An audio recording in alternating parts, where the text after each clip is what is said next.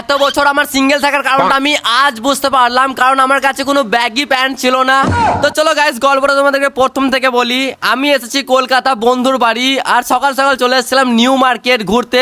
আর আমার এই dress up এবং বন মানুষের মতো চেহারা দেখে কোনো মেয়ে আমাকে পাত্তাই দিচ্ছিল না।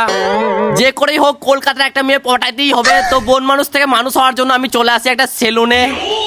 টুটুপ টেনেও ক্যা হিলা ডালা না।